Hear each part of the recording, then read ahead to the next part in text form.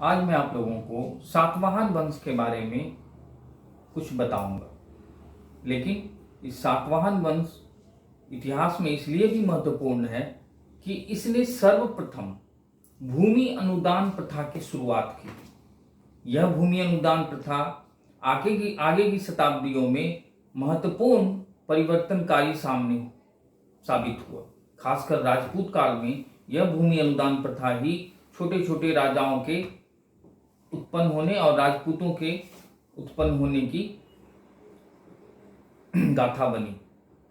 इसके साथ साथ सातवाहनों ने अपने सिक्कों में जो एक नए धातु सीसे का प्रयोग किया, दूसरे किसी शासक ने सीसे का प्रयोग नहीं किया था। यह दो महत्वपूर्ण बातें सातवाहन वंश के साथ जुड़ी हुई हैं। सातवाहन वंश जब उत्तर भारत में मगध के आसपास मगध साम्राज्य में जब शुंग और कण्व वंश का शासन था, ठीक उसी समय ऊपरी दक्कन में नासिक के आसपास एक नया राजवंश उभर कर सामने आ रहा था। यह था आंध्रभृत या सातवाहन। वैसे इनकी चर्चा वायु पुराण में और मत्स्य पुराण में है, लेकिन इसका ऐतिहासिक साक्ष्य विभिन्न अभिलेखों में प्राप्त होता है। सातवाहन वंश वास्तव में यह जनजातीय कबीलाई तंत्र का उभार था, जो मगध साम्राज्य के विस्तार के बाद नासिक के आसपास जो भौतिक संस्कृति का विकास हुआ, उसमें ये जनजातीय कबीलाई तंत्र एक शासन तंत्र के उभर कर सामने आया। यह पहले मौर्यों के अधीन ही थे, लेकिन बाद में मौर्य वंश के बिखराव के बाद यह एक साम्राज्य उभर कर सामने आया, जिसमें सबसे महत्वपूर्ण साबित हुए सिमुक सातवाहन वंश के संस्थापक थे। यह प्रारंभ में अपनी छोटे से शासन तंत्र की शुरुआत की और राजधानी बनाई प्रतिष्ठान, जिसे हम पैठान भी कहते हैं। ये अपने साम्राज्य को स्थापित और विस्तारित और सर्वमान्य बनाने के लिए ब्राह्मण धर्म का पालन किया। ये इस समय मगध पर ब्राह्मण धर्म के पक्षकार कण्व और शुंग शासक थे, जो बौद्धों से इनकी टकराहट थी। लेकिन सातवाहन वंश ब्राह्मण धर्म अपनाते हुए इन्होंने बौद्ध भिक्षुकों के लिए काफ़ी अनुदान, दान और गुफाएं और भूमि अनुदान आदि दिए। इस तरह से ये यज्ञ करने के बावजूद भी, ब्राह्मण धर्म के वर्णाश्रम धर्म को पालन करने के बावजूद भी, ये सामाजिक रूप से समन्वयकारी ही साबित हुए। और दूसरी सबसे बड़ी बात कि अधिकांश सातवाहन वंश के शासकों के नाम के पहले माता का नाम है। इस तरह यह साबित होता है कि ये मातृ प्रधान समाज से उभर कर सामने आए थे, जहां स्त्रियों की दशा बेहतर थी। इसलिए सिंह संस्थापक बहुत छोटे से स्थान से शुरू होकर एक विशाल साम्राज्य बनाने में सबसे महत्वपूर्ण योगदान गौतमी पुत्र सातकर्णी का है। लेकिन इस बीच में कई शासक आए। सिमुक के बाद जो सबसे महत्वपूर्ण शासक हुए वह था सातकर्णी प्रथम। सातकर्णी प्रथम अपने शासन को विस्तारित करते हुए यह भृगु कच्छ या भड़ौच तक समुद्री किनारे तक पहुंचा और एक महाराष्ट्र के बहुत विशाल क्षेत्र पर अपना शासन स्थापित किया। यह इसी के समय सातकर्णी प्रथम के समय ही उड़ीसा कलिंग पर खारवेल का शासन था। खारवेल से इसकी टकराहट भी होती है, जिसकी चर्चा खारवेल ने अपने हाथी गुफा अभिलेख जो वहाँ अपने अभिलेख हाथी गुफा अभिलेख में इसकी चर्चा करता है। इसमें सातकर्णी प्रथम काफी सशक्त ढंग से आगे बढ़ता है, लेकिन सातकर्णी प्रथम के अचानक मृत्यु के बाद उसके अल्पवयस्क पुत्र को शासन का स्वामी बनाकर उसकी मां नैनिका ने साम्राज्य को पुनर्गठित किया और संभाला। नैनिका ने ही शासन के द्वारा अपने पुत्र के साथ काफी कुछ सातवाहन वंश को एक स्वरूप दिया। नैनिका का नानाघाट अभिलेख बहुत महत्वपूर्ण है। इसमें सातकर्णी प्रथम के विजयों और उसके विस्तारित साम्राज्य के बारे में काफी कुछ वर्णन है। नैनिका का नानाघाट अभिलेख जो नासिक के पास है, एक याद रखने वाली बात है। सातकर्णी प्रथम के बाद कई शासक, लगभग 19 शासक आए जो कम कम समय के लिए हुए, लेकिन इसमें कुछ महत्वपूर्ण है। इसमें एक है अपीलक। अपीलक बहुत छोटे काल के लिए आए, ये भी महत्वपूर्ण हुए। कुंतल सातकर्णी भी जो कुंतल प्रदेश के शासक थे, जिनकी चर्चा वात्सायन के कामसूत्र में है। और तीसरे हैं हाल। हाल का साहित्यिक योगदान बहुत महत्वपूर्ण है। हाल ने स्वयं संस्कृत भाषा में, प्राकृत भाषा में इन्होंने गाथा सप्तशती की रचना की। यह प्राकृत भाषा की बहुत महत्वपूर्ण रचना है और इसके दरबार में गुणाढ़, सर्ववर्मन जैसे साहित्यकार थे जिन्होंने महत्वपूर्ण रचनाएं की। गुणाढ़ ने बृहत कथा की रचना की और सर्ववर्मन ने संस्कृत का व्याकरण भी लिखा। इस तरह से हाल साहित्य प्रेमी के रूप में इतिहास में जाने जाते हैं, जो सातवाहन वंश से जुड़े हुए हैं। लेकिन हाल के बाद कई शासक आए गए, लेकिन इस सातवाहन वंश का सबसे महान शासक गौतमी पुत्र सातकर्णी इतिहास में सातवाहन वंश को महत्वपूर्ण ढंग से स्थान दिलाता है, क्योंकि शकों के बढ़ते प्रभाव को गौतमी पुत्र सातकर्णी ने काफी कुछ रोका। वैसे ईसा पूर्व प्रथम शताब्दी के आसपास से सातवाहनों की शुरुआत होती है, लेकिन ईसा पूर्व मध्य में, प्रथम शताब्दी के मध्य में शकों का आक्रमण शुरू होता है। शक, क्षहरात वंशीय शक भारत के पश्चिमी भागों पर अपना साम्राज्य विस्तार कर रहे थे। वो सातवाहन वंश के बहुत बड़े क्षेत्रों को जीतते जा रहे थे। उन्होंने सातवाहनों के सबसे महत्वपूर्ण बंदरगाह भृगुकच्छ को जीत लिया और काफी बड़ा विशाल साम्राज्य पहले बना चुके थे। काफी टकराहट के बाद यह एक अस्थायी स्वरूप नहीं ले पा रहा था, लेकिन गौतमीपुत्र सातकर्णी ने क्षहरात वंश के प्रथम शासक नहपान को बुरी तरह से पराजित किया। नहपान के पराजित होने के बाद, आत्मसमर्पण के बाद उसके साथ इसने मित्रता का व्यवहार किया, लेकिन और इसके जो जोगलपंथी जो मुद्राएं थी, चांदी की मुद्राएं थी, उसको इन्होंने पुनरांकित किया। उस पर सातवाहन वंश के छाप, घोड़े के छाप को अंकित किया और जोगलपंथी मुद्रा अभिलेख आज बहुत महत्वपूर्ण है। इसी के दामाद उसाव दत्त की भी चर्चा इतिहास में महत्वपूर्ण है, क्योंकि इसने बौद्ध भिक्षुकों और उनको काफी कुछ दान दिया था। लेकिन नहपान के बाद चस्टन और रुद्रदामन, ये तीन क्षहरात शकों के शासक इतिहास में महत्वपूर्ण है। रुद्रदामन वही जिसका गिरनार अभिलेख है, सबसे विशालतम अभिलेख संस्कृत का, जो गिरनार पर्वत में जूनागढ़ में अवस्थित है। लेकिन सातकर्णी गौतमीपुत्र सातकर्णी अपने इस विशाल स्थिति के साथ, साम्राज्य की विशालता के साथ, भृगुकच्छ को लूटने के बाद, अपने साम्राज्य में मिलाने के बाद, इसने कई ऐसे काम किए जो बौद्ध भिक्षुकों के हित में थे। कार्ले की गुफा और कार्ले का अभिलेख गौतमीपुत्र सातकर्णी का महत्वपूर्ण है, और नासिक अभिलेख भी गौतमीपुत्र सातकर्णी की उपलब्धियों का वर्णन करता है।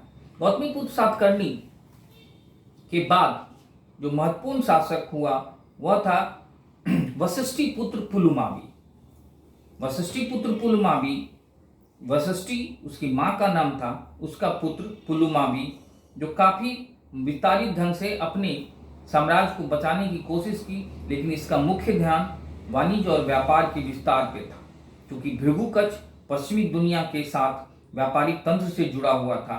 भृगुकच्छ से रोम का व्यापार ही सातवाहनों की समृद्धि का कारण था, जिसपे पुलुमावी के मुद्रा पर जो हम पाते हैं कि 2 पतवारों वाले जहाज अंकित हैं। बड़े बड़े नाव पर 2 पतवारों के मुद्राओं का अंकित ये सिक्के पुलुमावी की विशिष्ट पहचान बनते हैं। वैसे सभी शासकों ने, सातवाहन वंश के सभी शासकों ने, महत्वपूर्ण शासकों ने यारसु यज्ञ किए करवाए, उसी तरह से कई यज्ञ करवाए इन्होंने। लेकिन पुलमावी के बाद जो सबसे महत्वपूर्ण अंतिम महत्वपूर्ण शासक था वह था यज्ञश्री सातकर्णी। यज्ञश्री सातकर्णी सातवाहन वंश का अंतिम महत्वपूर्ण शासक इस वंश के हुए, जिन्होंने अमरावती स्तूप और तमाम तरह के अमरावती अभिलेख जो यज्ञश्री सातकर्णी से जुड़े हुए हैं, यह बताता है कि सातवाहन वंश अब दक्षिण की ओर खिसक रहा था, क्योंकि शकों का प्रभाव फिर से बड़ा होने लगा था। क्योंकि यज्ञश्री सातकर्णी से पहले वशिष्ठी पुत्र पुलुमावी ने नहपान के पुत्र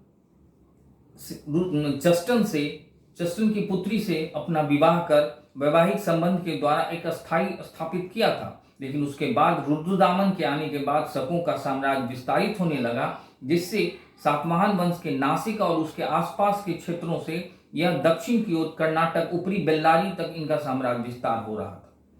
और यज्ञश्री सातकर्णी बढ़ते शकों के विस्तार और आक्रामकता से साम्राज्य को अस्थित्व को खतरा होने लगा था। यज्ञश्री सातकर्णी के बाद धीरे धीरे यह सातवाहन साम्राज्य बिखरता चला गया और इसके बाद इसी नासिक क्षेत्र पर आभीर नामक एक नया शासन तंत्र उभर कर सामने आया। सातवाहनों का तो अंत हो गया, लेकिन इस नासिक क्षेत्र पर आभीर आए और उधर कृष्णा और गुंटूर क्षेत्र पर इक्ष्वाकु वंश के शासक सामने आए। इसी के समकालीन दक्षिण भारत पे तमिलनाडु और आंध्र के क्षेत्रों पर चोलों के बाद वहां पर फिर से पल्लव नामक शासक आए। वैसे चोल कई बार आते हैं, ये इतिहास में बार बार आते हैं, इनका फिर से विनाश होता है, फिर चोल आते हैं, फिर चोल आते हैं। चोल संगम काल में भी थे, इसके बाद पल्लव काल में हम देख रहे हैं कि इनका अंत हो रहा है।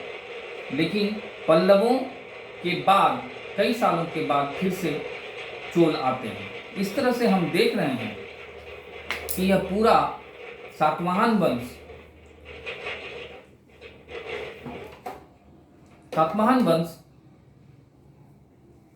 अपने जनजातीय प्रकृति के साथ साथ जो मगध के ब्राह्मणीय संस्कृति को अपनाते हैं, वर्णाश्रम धर्म के द्वारा ये अपने समाज को स्वरूपगत करते हैं और तमाम तरह के जो हिंदू या ब्राह्मण धर्म के अवयवों को पालित करते हैं। लेकिन साथ साथ ये बौद्ध धर्म के भी पोषक हैं। कार्ले की गुफा, अमरावती के स्तूप और भी कई ऐसे महत्वपूर्ण हैं। लेकिन उधर इक्ष्वाकु जो नागार्जुन कोंडा पर अपनी राजधानी बनाकर शासन कर रहे थे, इन्हीं इक्ष्वाकुओं के ने नागार्जुन कोंडा के स्तूप भी बनवाए। वैसे सातवाहन वंश में ही अजंता के गुफा नंबर 9 और 10 को निर्मित किया गया। ये शैलकृत गुफाएं थी। इन्होंने पत्थरों को काट कर यहाँ गुफा बनाया था, जिसमें स्तूप हैं, चैत्य हैं और कई ऐसे प्रदक्षिणा पथ, इस तरह से बौद्ध धर्म से संबंधित कई ऐसे महत्वपूर्ण काम हुए। सातवाहनों का शासन तंत्र अभी भी सैन्य शासन तंत्र जैसा ही था, क्योंकि सभ्यता अभी तक स्पष्ट रूप से निर्मित नहीं हुई थी। जनजातीय समाज अभी भी कर व्यवस्था को मान्य नहीं मान रहा था, क्योंकि ये कर देने की आदत नहीं थी। जब शासक आए तो उन्होंने कानून व्यवस्था को बनाए रखने के एवज में कर व्यवस्था को आरोपित किया, लेकिन यह कर लेने के लिए इन्हें सैन्य टुकड़ियों की जरूरत थी। अपने पूरे साम्राज्य को इन्होंने आहारों में बांटा था। सातवाहन आहार में बांटे हुए थे। आहार कई इकाई थे। इन आहारों को ग्रामीण स्तर पर ग्राम इकाई के रूप में बांटा गया, यानी आहार के बाद गांव ही इकाई थी। और गांव की जो मुखिया थे या प्रधान होते थे वो गौलमिक कहलाते थे। ये गौलमिक एक तरह से सैन्य टुकड़ी थी। जिस तरह से हम अन्य जगहों पर देखते हैं कि गौलमिक जो थे उनके पास सैन्य टुकड़ियां थी जो राजस्व वसूलने में काम आती थी। घुड़सवार होते थे, पैदल सैनिक होते थे और कई ऐसे महत्वपूर्ण सेना के अंग होते थे गौलमिक। लेकिन इन सातवाहनों का जो अपना सांस्कृतिक स्वरूप था वह अभी भी दो संबंधों के बीच था। एक मगध का ब्राह्मणीय संस्कृति और दूसरा जनजातीय संस्कृति, इन दोनों के सम्मिश्रण से यहाँ एक नई संस्कृति का विकास हो रहा था, जो इसकी पहचान थी, जिसमें बौद्धों की और कुछ हद तक जैनों का भी प्रभाव पाते हैं। लेकिन बौद्ध धर्म अभी भी पश्चिम भारत पर महत्वपूर्ण रूप से प्रभावित कर रहा था। सातवाहन वंश से जुड़े सबसे महत्वपूर्ण तथ्यों को हम दोबारा देखते हैं। इससे कुछ सवाल पूछे जाते हैं जो हमेशा से पूछे जाते हैं। सबसे महत्वपूर्ण सवाल जो इस पूरे चैप्टर में है वह है किसने सर्वप्रथम भारत में भूमि अनुदान प्रथा की शुरुआत की? सातवाहनों ने। किसने सीसे या पोटीन के सिक्कों की शुरुआत की? वो सातवाहन ही थे। ये दो बातें महत्वपूर्ण हैं, लेकिन इसके अलावा इनका जो अभिलेखीय प्रमाण है वो बहुत महत्वपूर्ण है, जिसमें जोगलपंथी मुद्रा जो है वो महत्वपूर्ण है, गौतमीपुत्र सातकर्णी से जुड़ा हुआ है। नासिक के अभिलेख गौतमीपुत्र सातकर्णी के भी हैं और नैनिका के भी। और इसी तरह से अमरावती के जो अभिलेख हैं वह यक्षश्री सातकर्णी के हैं। कार्ले की गुफा गौतमीपुत्र सातकर्णी से जुड़े हुए हैं। भृगुकच्छ, जिसे बेरीगाजा भी कहते हैं, वह इस समय महत्वपूर्ण बंदरगाह था। इस तरह से कई महत्वपूर्ण सवाल इससे उत्पन्न होते हैं, जिसे हमें धीरे धीरे पढ़ के याद करके लिख के ही हम इसको समझ पाएंगे, ताकि सातवाहनों से कोई भी सवाल पूछा जाए तो हम बड़ी आसानी से जवाब दे सकें। और आप लोग इसको पढ़िए, नोट डाउन कीजिए, जहाँ दिक्कत हो वहाँ हमसे सीधा संपर्क कीजिए। संपर्क मेरा व्हाट्सएप नंबर जो है वह 99 55 24 55 93। इस नंबर पे आप संपर्क कर कोई भी सवाल या इससे आप जवाब पूछ सकते हैं और मैं पूरी कोशिश करूंगा